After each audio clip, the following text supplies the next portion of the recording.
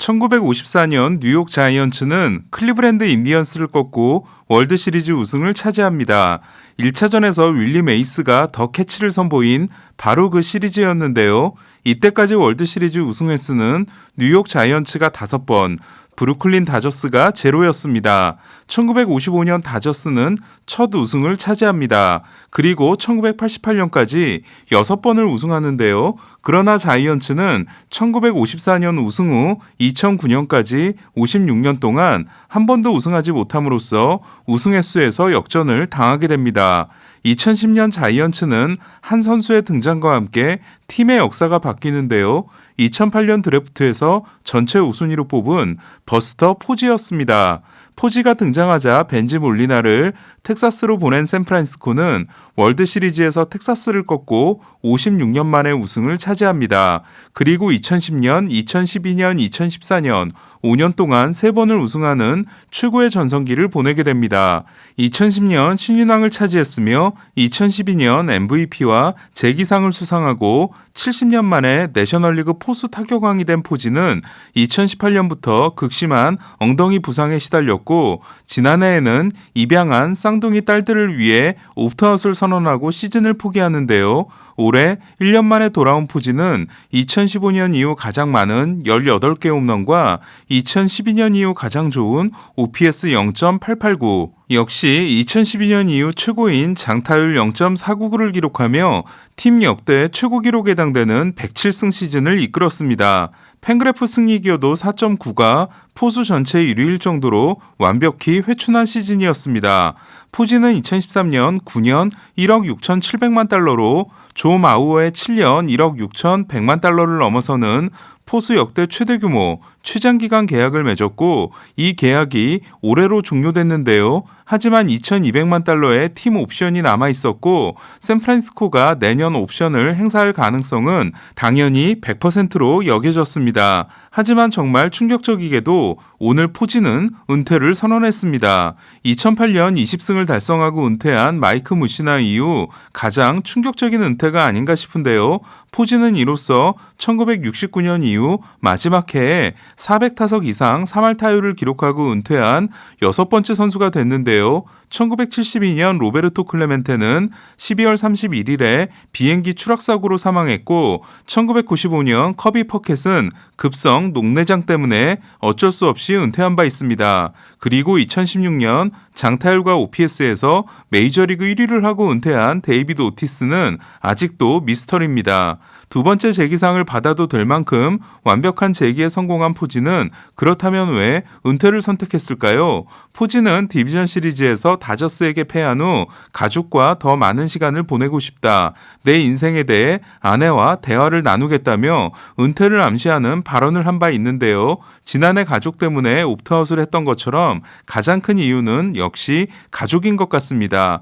여기에 또 다른 이유로 제시되고 있는 건 입단할 때 받은 계약금 620만 달러를 포함해 생애 연봉이 1억 7,700만 달러, 2,100억 원에 달하는 포지가 얼마 전 엄청난 돈벼락을 맞았다는 건데요. 스포츠 음료 회사인 바디 아머의 초기 투자자 중 한 명인 포지는 이번 주 코카콜라가 바디 아머를 56억 달러, 6조 6천억 원에 인수하면서 지금까지 받은 연봉이 우스울 정도의 돈방석에 앉게 됐다는 소식이 전해졌습니다. 역시 초기 투자자였던 코비 브라이언트가 600만 달러를 투자해 4억 달러의 순이익을 냈음을 고려하면 포지가 받게 될 돈도 엄청날 것이 틀림없습니다. 또 다른 문제는 건강인데요. 커리어 내내 뇌진탕 부상과 싸우는 포수들은 이렇게 조기에 은퇴하는 경우가 많습니다.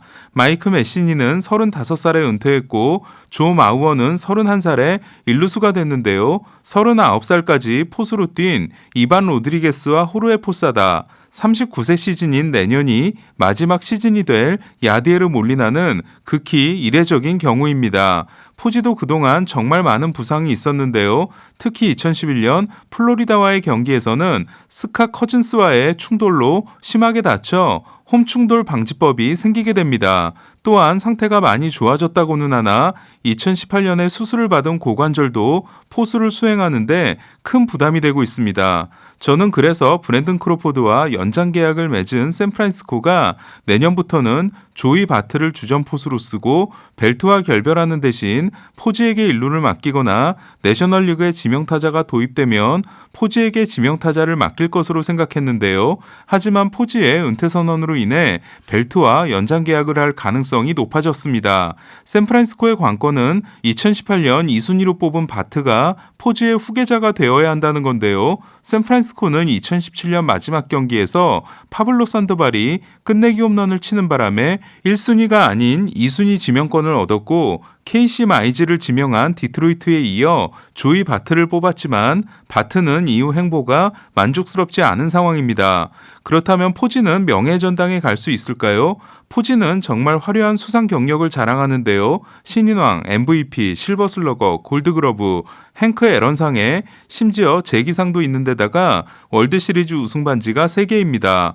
그에 비해 트라웃은 골드글러브가 없고 타격왕도 해본 적이 없습니다. 그리고 우승 반지가 하나도 없습니다. 2012년 맥케인과 퍼펙트 게임, 2013년 팀 린스컴의 첫 번째 노히터, 2015년 크리스 에스턴의 루키 노히터 등 노히트 게임을 3번이나 받았을 정도로 포수로서는 더 이상 화려할 수 없는 커리어를 자랑하는데요. 문제는 12년, 풀타임 10년을 뛰고 은퇴함으로써 크게 모자라게 된 누적 성적입니다.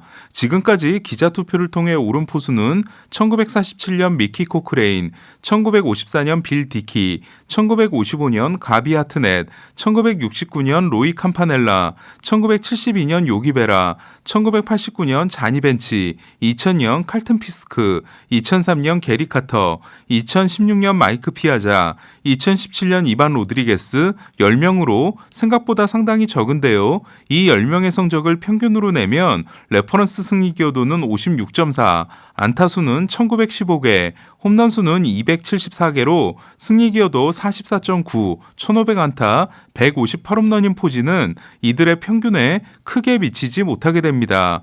10명 중 누적 성적이 가장 떨어지는 선수는 승리 기여도 49.9와 1652안타, 그리고 포지보다 적은 119홈런을 기록한 1930년대 선수 미키 코크레인인데요. 대신 코크레인은 2번의 리그 MVP와 포수 역대 1위에 해당되는 통산 타율 3할 2푼, 그리고 3번의 월드시리즈 우승이라는 강력한 임팩트를 가지고 있습니다.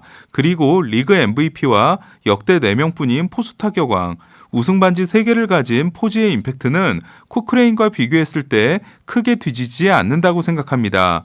따라서 코크레인이 6번의 투표 끝에 들어간 점을 고려하면 포지도 막차를 탈 수 있을 정도는 된다는 생각이 듭니다. 하지만 명예전당 투표야 기자들 마음이니까 예상은 의미 없을 수도 있습니다. 어쨌든 내년부터 포지를 못 본다는 건 정말 아쉽다는 생각이 듭니다. 그 밖에 오늘 들어온 다른 소식도 정리하겠습니다. 오늘 있었던 또 다른 놀라운 소식은 기쿠치가 선수 옵션을 포기했다는 겁니다.